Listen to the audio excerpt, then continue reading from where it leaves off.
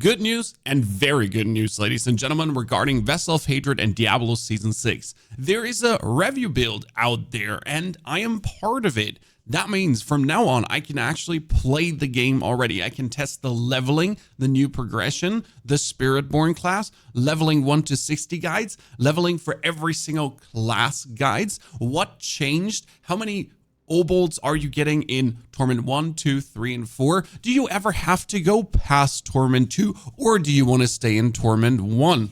Yes, all these things can be experimented with. And from the 4th of October onwards, these videos can actually be shared spoiler free, obviously. Which also means that on the 4th, you'll straight away get a first look at the Season 6 mechanic and how it actually plays out for the people that did not pre-order Vessel of Hatred and that just simply want to play the base game and then decide if they do like what changed to maybe buy afterwards and then have a good look at the Spiritborn, because the Spiritborn is going to be quite fantastic and in-depth for Diablo 4 enjoyers. And this doesn't matter which class you're actually playing. You like the Rogue, Spiritborn is fantastic. You like the Mage, Spiritborn has something Mage-esque going on. You're the Necromancer, technically you have some kind of summoning too with the Spiritborn, as the Necro summons are anyways quite useless at this point. Now there's one cool thing I can already share before the 4th with you, and those are the new Mercenary skills, because all of them get kind of data mined and we can have a first look at them. Before we do that though, you can actually help with the Vessel of Hatred release by telling me what kind of video you would like to see. There's a Google Doc linked in the description below with already the preliminary video ideas I'm having, the things I'm going to be recording, the level guides, the cutscenes cut together, a full campaign playthrough, kind of like all these things.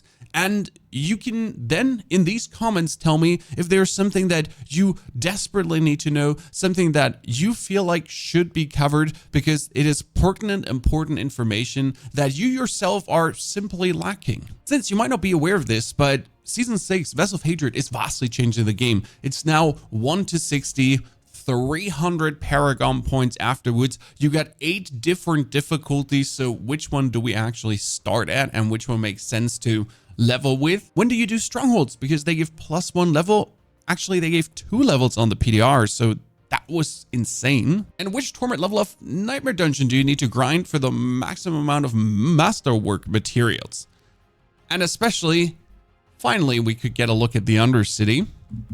Can't wait to actually share the Undercity with you. Now let's get to the Mercenaries. How are they going to work in Vessel of Hatred? They're essentially always with you and give you passive buffs. Plus, you can link them to one of your skills via reinforcement, and every 8 seconds when you use the skill, the mercenary jumps and does a certain attack. Raheir is the shield bearer, meant to make you more sturdy. His core skill is Shield Charge, cooldown 11 seconds. Raheir rushes forward, aggressively dealing physical damage and taunting nearby enemies. Selecting a Merc core skill alters their wielded weapon and basic attack. Raheir bashes enemies with a tower shield, dealing 80% physical damage and fortifying you for 5% of max HP. Already intriguing for an overpowered build, as you can taunt things together every 11 seconds for 4 seconds, and then you do get a fortification on top of that. Fantastic. And the passives to the shield charge are Raheir's Guard, where we're getting plus 15% armor, and the Vanguard, where Raheir slows surrounding enemies by 40%. I guess the easy choice here is to just get a huge chunk of bonus armor. And then it branches downwards from that. After choosing the charge and the guard, for example, you can then go for Provoke. That's every 25 seconds. Raheir taunts enemies around you for 5 seconds and you gain bonus damage reduction for each target up to 20%. Or Crater, Raheir strikes the ground 3 times, each burst dealing physical damage and pulling in enemies. The final burst additionally deals physical damage and stuns enemies for 2 seconds. Alone pulling enemies together is just amazing. More importantly though is Mocking Lure. We get 10% more damage, multiplicative for the enemies that Raheir taunted. I guess with Shield Charge, as he's taunting with that too, then Provoke is taunting, so that's a double increase. Or the Iron Wolf's Award, when Raheir's Valiance is triggered, he knocks back close enemies and taunts distant enemies for 4 seconds. Raheir's Valiance cooldown is reduced by 25%. And then Crater can give you, with the Valiance again, your next 2 core skills within 10 seconds deal increased damage and cost no resource, and the cooldown reduction, or Sundering Shield, Raheir's final Crater Burst inflicts vulnerable.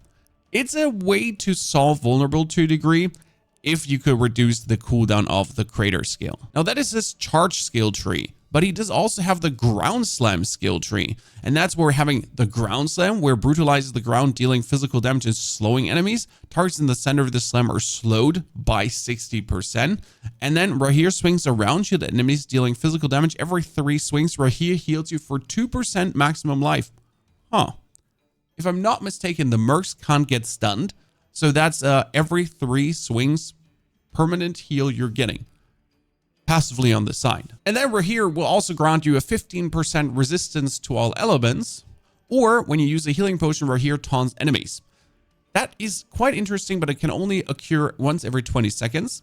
So we're going for the resistance to all elements. That's a simple boost. If you can't handle that yet, if you just freshly swapped into a Torment here and you need more resistances, let's go. Afterwards, we go down to Bastion. Raheir takes a protective position for 5 seconds, redirecting 90% of the damage that would be dealt to surrounding allies to himself for 5 seconds. And then Unstoppable is granted as well.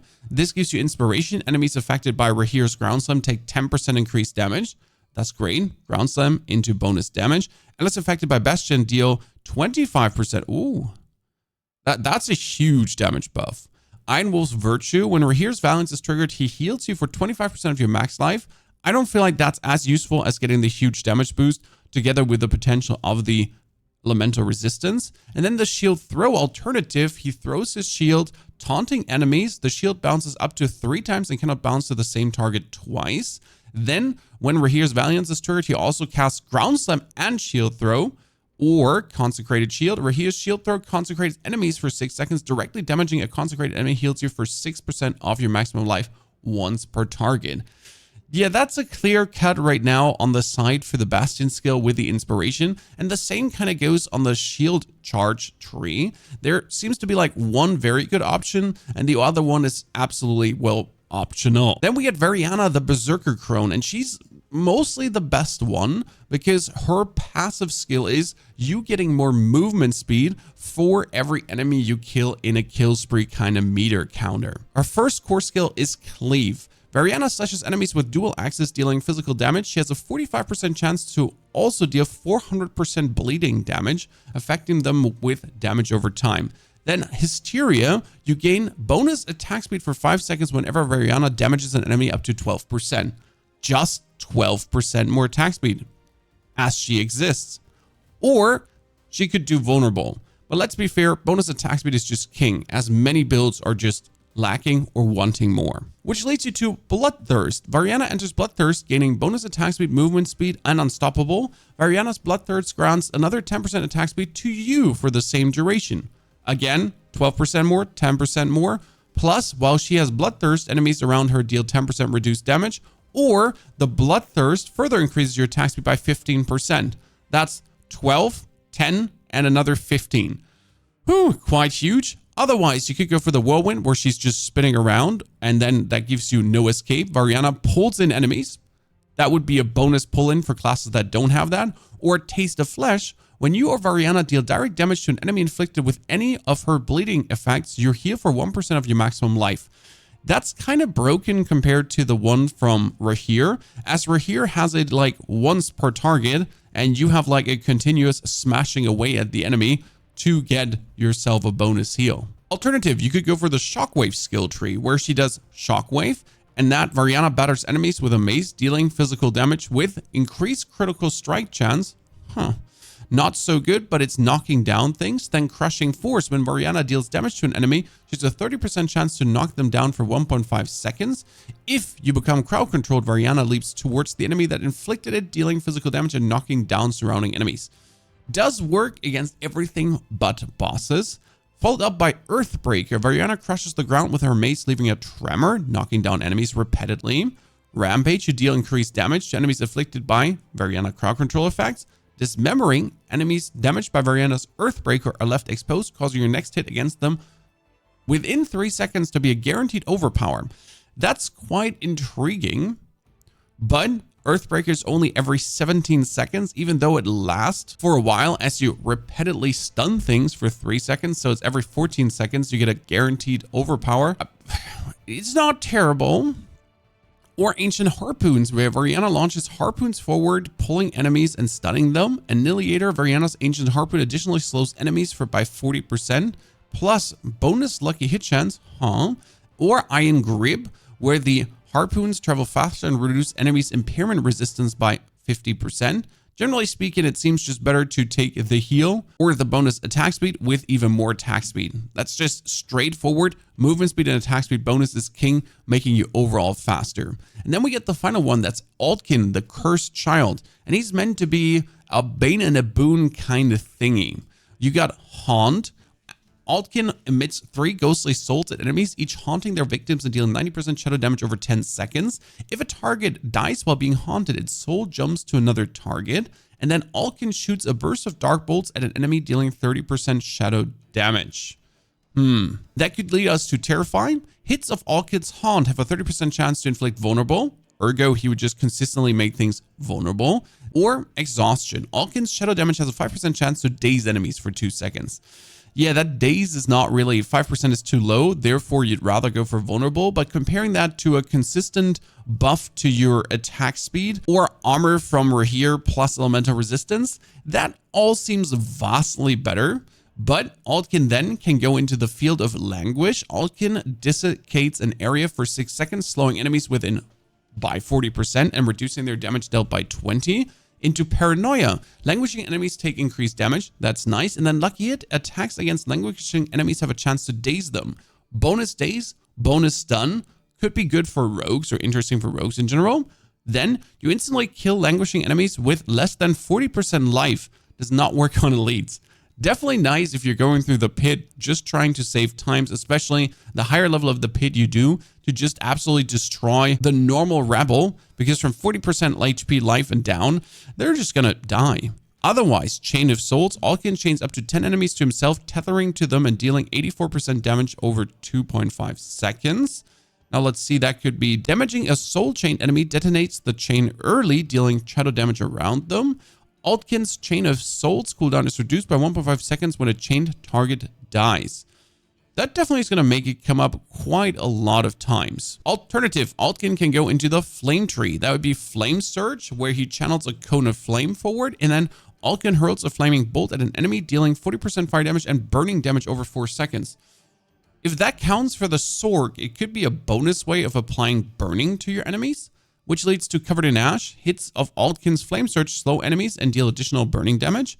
Plus, allies gain 10% critical strike chance against enemies afflicted by Flame Surge. So just bonus critical strike chance with Aldkin. Not bad, 10% is nice. This leads you to Storm of Fire. Aldkin rains a firestorm down from the sky that deals damage and impact, remains on the ground for 10 seconds. Every second, the firestorm burns enemies within for 55% damage over 2.5 seconds. Enemies hit by firestorm's impact or aftershock have a 30% chance to be stunned. Bonus stagger. Enemies killed within Aldkin's firestorm explode. Okay. And you restore 15% of your permanent resource per second while inside Aldkin's firestorm. That's not terrible because, yeah, I mean, it's 10 seconds long with a 10 seconds cooldown. But that's a phase of unlimited resource. You should have your resource fixed anyways, but during leveling, that could be a nice thing while you're still trying to get your resource fixed. Wave of Flame. Aldkin conjures a mass of flame forward, repeatedly dealing 300% fire damage, knocking back enemies and destroying small missiles, which leads us to Burning Chaos. Aldkin's Wave of Flame cooldown resets when you cast an ultimate skill. No way. I have a Blood Wave build that casts Blood Wave every 1 second or 2 seconds, essentially. Okay, yeah, sure. That would lead to me just consistently having him cast Wave of Flames, potentially. Or Raging Havoc. Enemies damaged by Aldkin's Wave of Flame take 15% increased damage over time for 4 seconds. I do really want to try out just spamming that. That would be so nice. And then there's Subo, the Drunken Archer. He's the archetype rogue DPS. He has the Wire Trap skill tree. That is him putting down a wire trap, and then Subo fires a toughened arrow at an enemy, dealing 80% physical damage, and he can stun. Piercing arrows. Subo's heavy shot now pierces through enemies. Or ready at hand. Damaging an elite grants you 20% movement speed for 2 seconds if Subo is around you. Both don't seem very good compared to anything I've seen from the others. Maybe it gets better down below. Cover fire. Subo charges countless volley of arrows, then unleashes it over your position for 140% physical damage to slow enemies. Subo's cover fire also immobilizes enemies, and you deal 25% increased critical strike damage to enemies slowed by Subo's cover fire. That's nice. Doesn't work against bosses though. Trip mines. Subo scatters 3 explosive traps that each arm after seconds, then explode and they knock down enemies. Loaded munitions. Subo's fire traps and trip mines inflict vulnerable. That's nice because 2 sources of vulnerable. And then mastermind. Subo's fire trap and trip mines gain increased size, and Subo gains 15% crowd control. You and Subo gain 15% crowd control duration. I mean, that opening fire is nice, and that's it.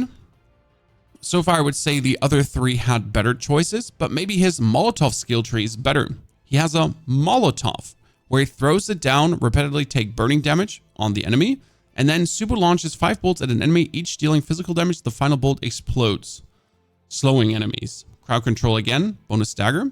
Subo's initial Molotov explosion causes enemies to take 30% increased damage over time from you for 3 seconds. Could be cool, but it's only 3 seconds. When one of Subo's Molotovs explodes, it has a 50% chance to drop a healing potion. Kind of funny for rogues as they're spamming healing potions to do more damage. This leads you to Snipe, where he does a super knockback shot, into Incendiary Bolt. If Subo's Snipe hits the target he originally aimed at, a Molotov explodes on them, which then has them drop more healing potions or take more damage over time. Ambusher, you gain increased lucky hit against enemies damaged by Subo's salvo within last 3 seconds. I mean, that's a salvo and you get bonus lucky hit chance the whole time, and it's a 20x lucky hit chance. Sure. Explosive charge. Subo fires 4 explosive charges that stick to enemies. Each explodes after 6.5 seconds. Explosive charges detonate early if their target dies or takes overpower damage. Thrill Seeker. Your active cooldowns are reduced by 0.5 seconds when an explosive charge explodes. Main bonus cooldown reduction. Always good. Targets stuck with explosive charges take increased overpower damage per explosive charge stuck. Each explosive charge can be detonated by an additional overpowers before expiring. I mean, that's 4 explosive charges. That would be 8% bonus overpower damage. And they explode after 6.5 seconds. I mean, I don't want them to actually explode when I'm overpowering them. I just want to get the continuous more overpower damage. So far, there's like one that is really a standout, and that is simply Varyana. Her skill tree is just insane and just helps so much. Whereas the second one I would almost give to Aldkin at this point, as it can be rather interesting for certain builds. But I guess 90% of people are going to play Varyana. The good thing is, though, you can actively swap between these. So whenever you need something for a certain piece of content, you can just take that respective dude. Especially if the taunt is working against bosses, it might be opportune to just whip out Raheir for a bit versus tormented bosses early, or to use them in Hell Tides to just move your way through a bit harder content where you're taking too much damage, as you're then not fully elemental resistance up. Even for the Infernal Hordes, like maybe a Raheir is then better against as a Varyana, as we don't actually have to movement speed through Infernal Hordes, for example. But if we're doing the pit and we need to be fast, or if we're going through Nightmare Dungeons, we're going for maximum speed. And if we're then doing boss fights, tormented bosses, maybe Aldkin the Cursed Child is just better, as he helps us kill them faster. Or with the detonation charge and the bonus critical damage, Subo the Drunken Archer might be an option there. What do you think? Ladies and gentlemen, I hope this little preview has you a bit more excited for the Vessel of Hatred than you have already been before, and you're going to drop tons of video ideas below. If you're already looking for that one Necromancer to rule them all, who's going to be very efficient in Season 6 as well, check it out. Have a fantastic good day. Take care.